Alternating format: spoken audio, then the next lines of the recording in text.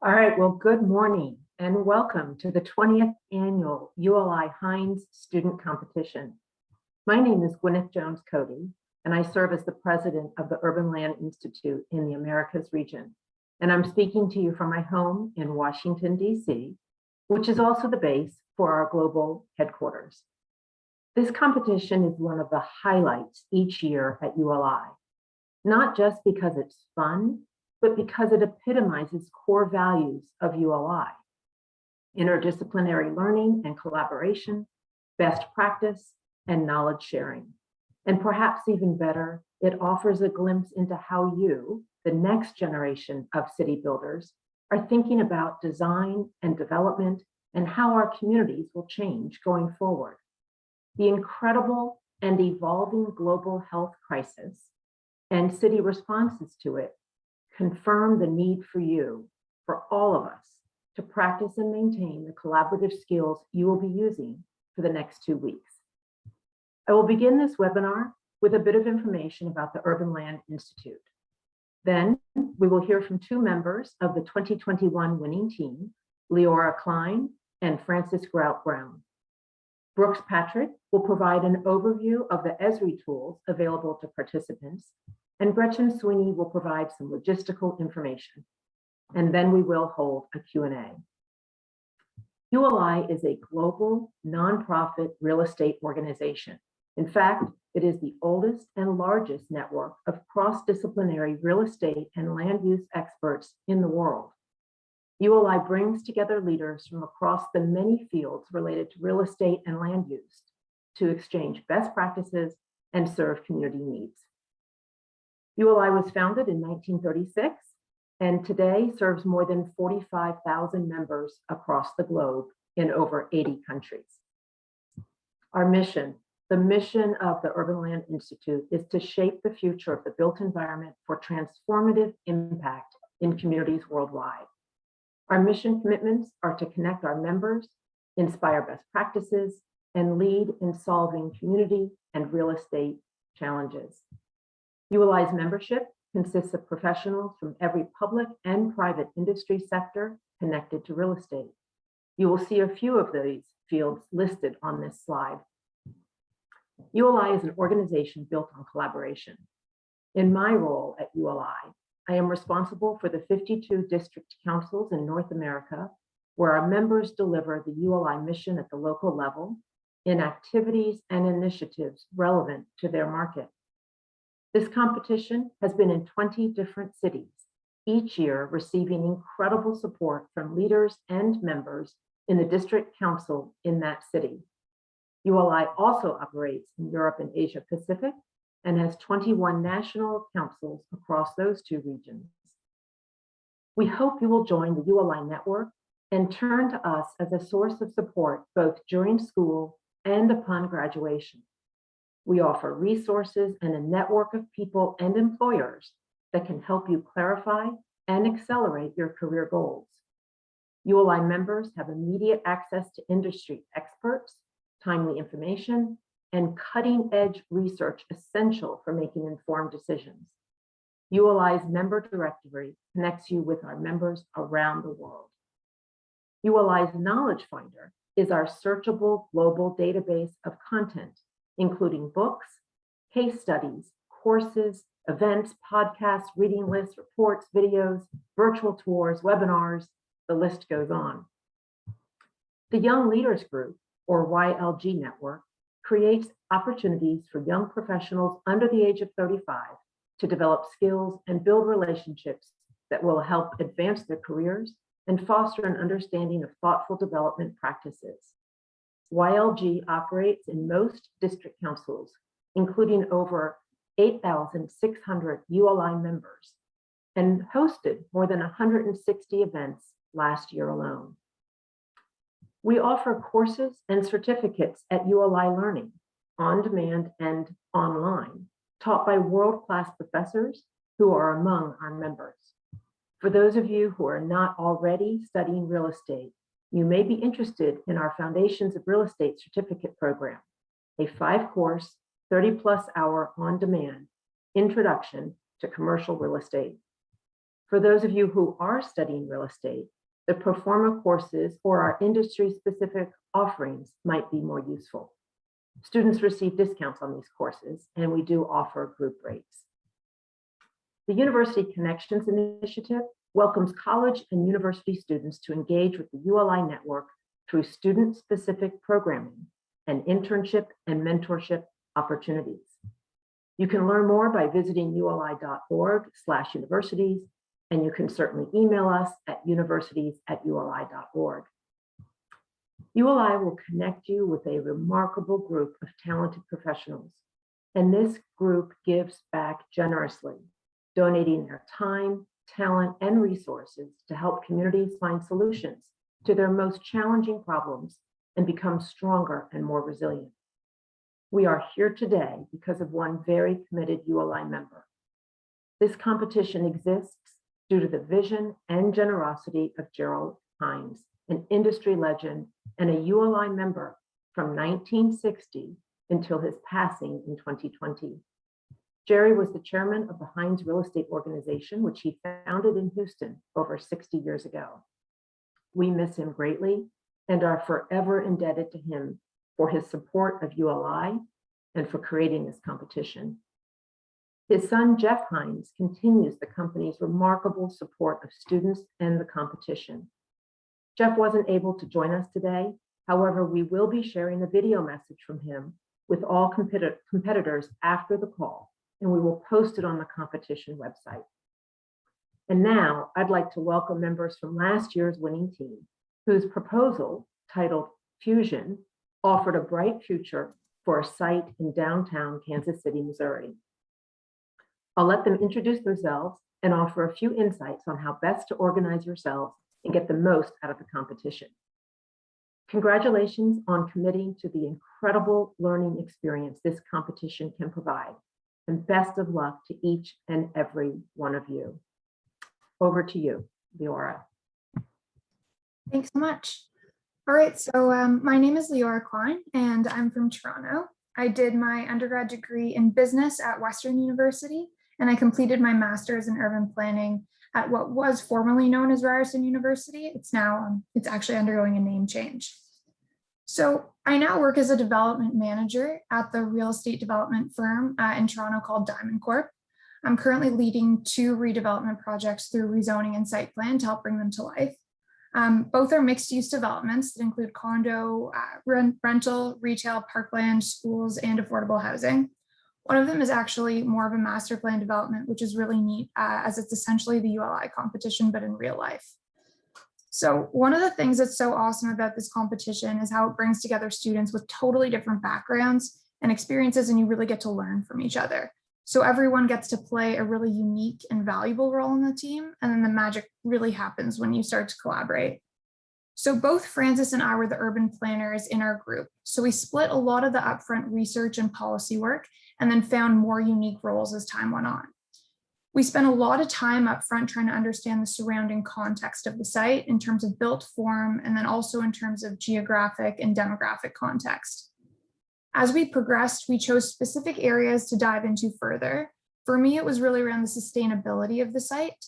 I spent a lot of time looking at site energy, generation, and storage. And then I also spent a lot of time working on the narrative for the site, which was actually more important than we would have initially anticipated. The thing is, you can have all the greatest ideas in the world for the site, but unless you're able to communicate them effectively, they can very easily get lost in the shuffle. So definitely recommend spending time up front to define the vision for your site and ensure you can communicate how the details of what you're building really enables you to achieve that vision. One other piece of advice I have is use the first week to go crazy with your ideas. Put things down on paper, iterate, seek feedback from your advisors, and really try not to get too precious with your ideas. I can't even begin to tell you how different our first master plan was relative to the one we ended up with. But the key thing is you need to set a hard cutoff date to lock down your design. For us, it was at the 1 week mark. We had a very specific date and time that we locked in the design, and at that point, nothing could change because the designers really needed time to create the visuals, and we needed time to help build out the detail around the site and the boards. So overall, this was an incredible learning experience, and I really hope you choose to make the most of it. Beyond learning from my teammates and advisors, the competition really also taught me how to effectively think from the perspective of the individual on the site, whether that's a potential resident, an employee nearby, the neighboring community, or user of retail or community services on site. It's really important to understand who the community is being built for and the needs that it serves, and really how it contributes to the city more broadly. I'm really excited for all of you. Really enjoy the experience and best of luck. I'll pass it over to Frances for her to share some thoughts as well. Thanks, Leaha, and thank you, ULI, for having us. My name is Frances Grout Brown, and I did my undergraduate degree at McGill University in Montreal in commerce. And after a few years of working, I then completed my master's in urban planning at what was formerly known as Ryerson University in Toronto. I now work at BC2, which is a planning and design firm based in Montreal. I'm a land use planner in the Internation collaboration team, where we work on planning studies, concepts, and strategies in Northern and Indigenous contexts at various scales. For example, supporting in community planning to regional and marine strategies. I was one of the urban planners on our team last year with Leaha. And as she mentioned, we worked on providing a lot of the research to help inform the design and vision of the site. And we also supported our team in their areas when needed. We both also led the coordination of the team and making sure there's consistency across the different areas of work. Two pieces of advice that I have are, first off, be open to communicating often, especially in the first few days, so that you can bring everyone's research together quickly and really get on the same page about the vision of the site. We had daily check-ins as well. And secondly, is to figure out early on how best to share information and ideas to your team members so that they can succeed in their areas of expertise. So what's the best way to share information to your designer, to your architect, to the finance expert? This will save a lot of time later and will also help in figuring out how best to communicate your ideas to the judges. Overall, this was a great learning experience. You get to learn a lot about a city. You get to step out of your comfort zone and away from your academic silos. So really take advantage of learning from your peers and from the city itself. So best of luck.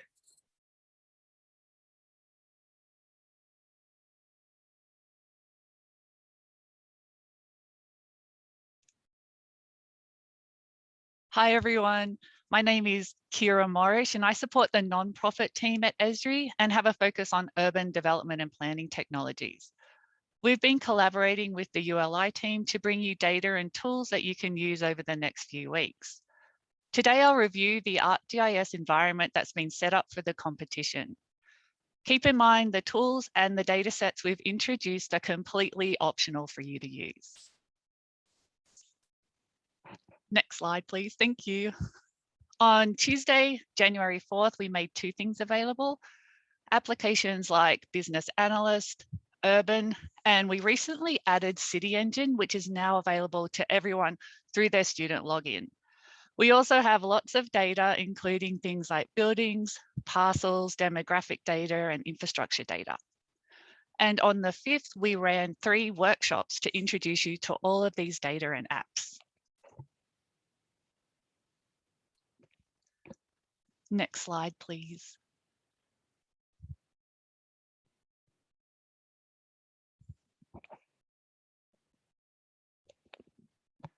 We've collected lots of data for the competition site and surrounding city. Many of these can be overlaid on the 3D mesh base map or on a 2D map. And many thanks to our partner Nearmap for providing the 3D mesh for the competition site. We feel it's going to be really useful to you all as you start to explore the site and surrounding city. The first workshop we offered was ArcGIS Online Basics.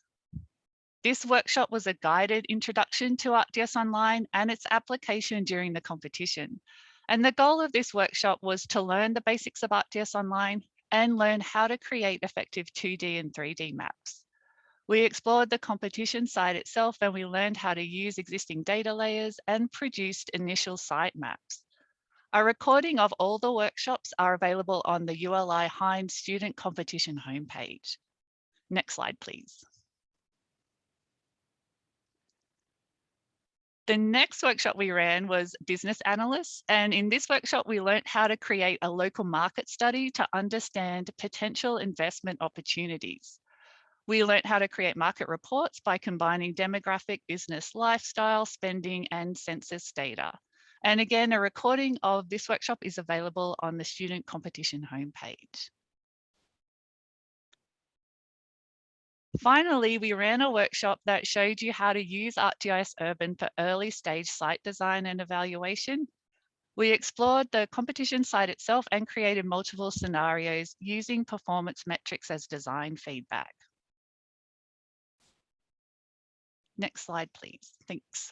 In addition to the recordings of the workshops, there are several resources available to guide you through accessing and using the ArcGIS tools and data provided. We also have office hours, which we highly encourage you to use. Come with any questions about workflows or general issues, and we'll work with you to troubleshoot them on the spot. If you have trouble logging in, please send us an email and we'll resend the invitation to the ArcGIS Online group for the competition. And finally, if you still have questions, feel free to reach out to Brooks, myself, or Robin, and we'll be more than happy to respond via email or set up a quick Zoom meeting to troubleshoot any problems you're having. Back to you, Gretchen. Thank you, Kira.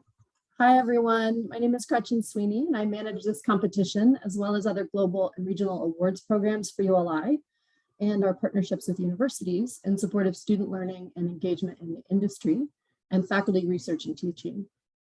I want to share some notes about the schedule and process this year. Some of this will be a repeat from our January 4 webinar, but there will be a few new items as well. And then we'll open it up to Q&A. So just a quick review of the schedule. After this webinar, the competition runs through January 24th. That's a Monday. We will have the jury meeting in February, and then the finalists announced likely on February 22nd. We will send an email to everyone once we finalize that date, but just as a temporary hold on your calendars, we'll probably have a webinar around the 22nd to announce the finalists. And we'll have, we are hoping, an in-person site visit for one representative from each of the finalist teams, March 4th, that's a Friday, and rehearsals with local ULI members on March 18th, that will be virtual. And then the finals, again, hopefully in person in Oakland, California on April 7th, which is a Thursday. So let's see, I want to let you know, we'll email the rest of the challenge brief to all competing students after this call. I think you'll receive it by 2 p.m. Eastern. That is our goal. We'll try to share it with faculty and professional advisors as well, but as team members, you should ensure that your advisors have the brief. We'll also link to the challenge brief from the competition website at uli.org/Hines. And we will post the recording of this webinar.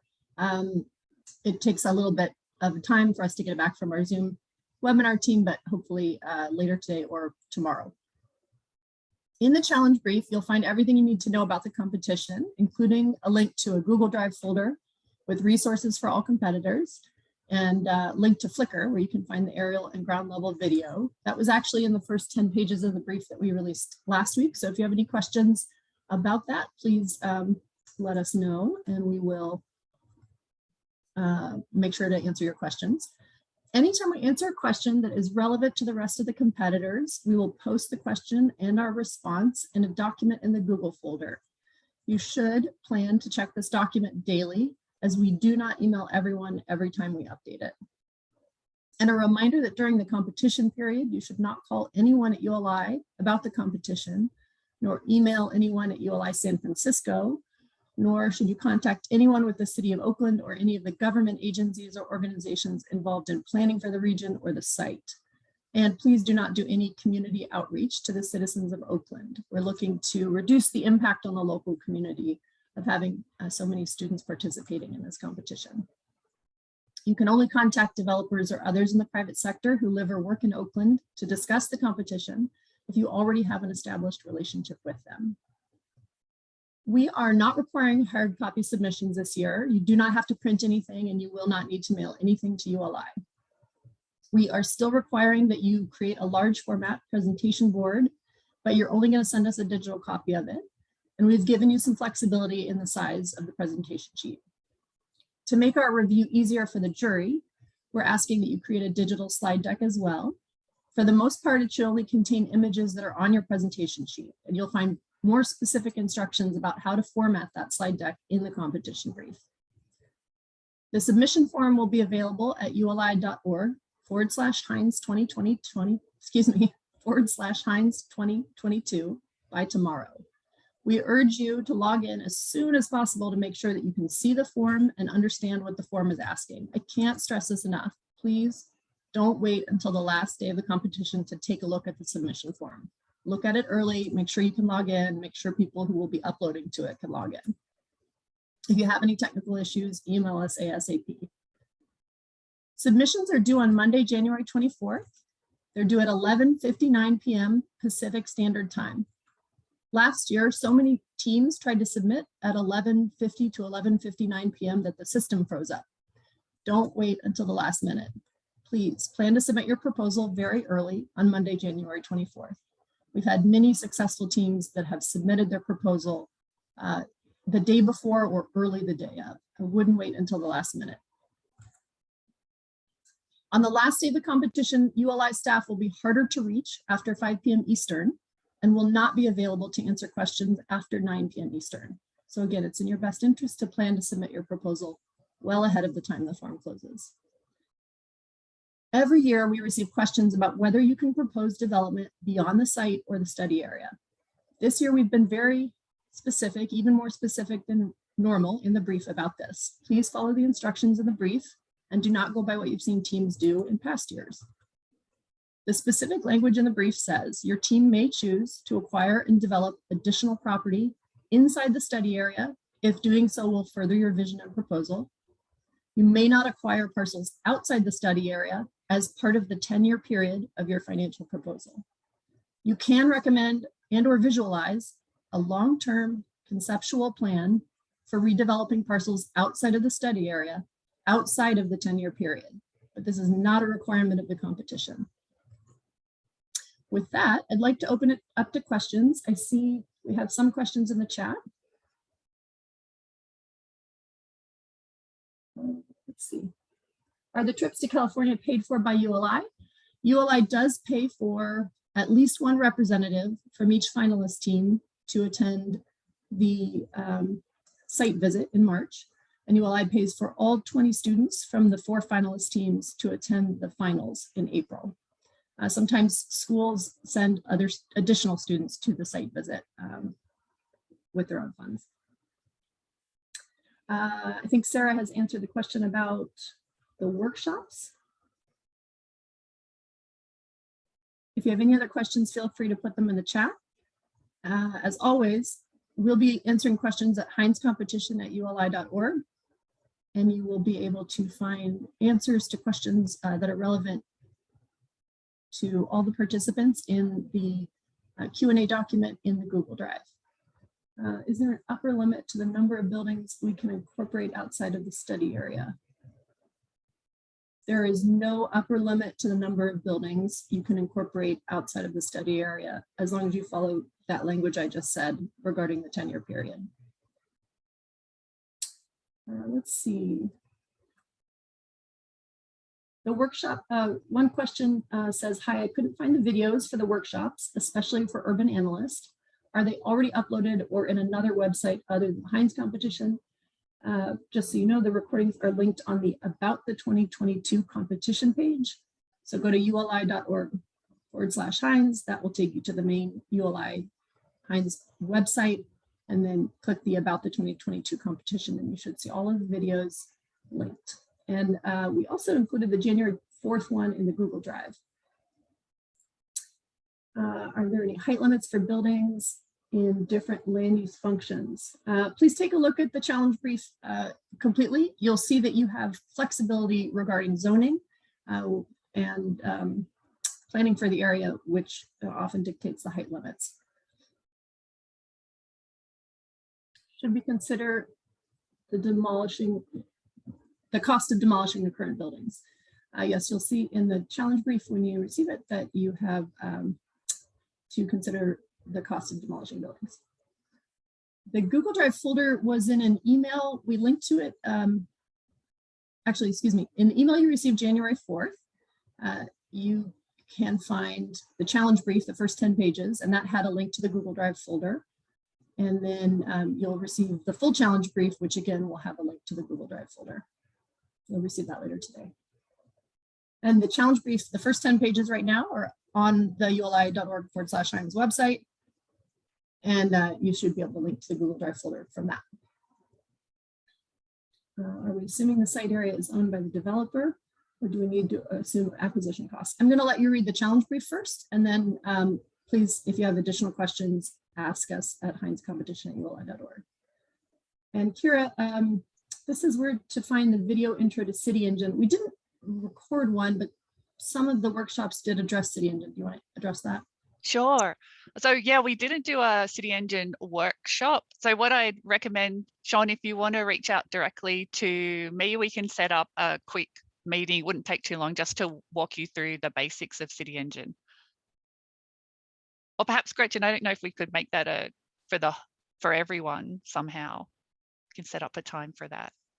Yeah, I think we could potentially do a City Engine workshop. We'll get together and figure out if we have a time for that, and or Okay. January 13 might be a good chance to ask questions about it. That's our open office hours. Yeah, good idea. Thanks. Let's see. There's a hand raised. User MD80, do you want to put your question in the chat, or maybe you have had your question answered? Next says, is the pro forma template a required or suggested document? There's a tab, a summary tab in the pro forma that is required. That way we can compare apples to apples data across all of the competition proposals. But yeah, you're going to have to alter or add to that template because it doesn't have calculations. None of the pages are linked. Are the tabs included required? Yeah, so know that only the summary tab is included. You can definitely add your own information. You're going to really have to. And have past competitions use a standard template, or is this template specifically built out? Yeah, a lot of competitors use their own pro forma, but they have to complete the summary tab. Everyone has to complete the summary tab so that we have that comparable info. You're welcome.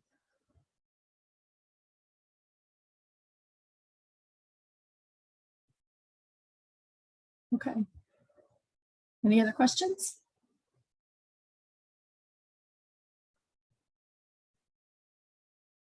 Okay, feel free to email us. You have our email right there.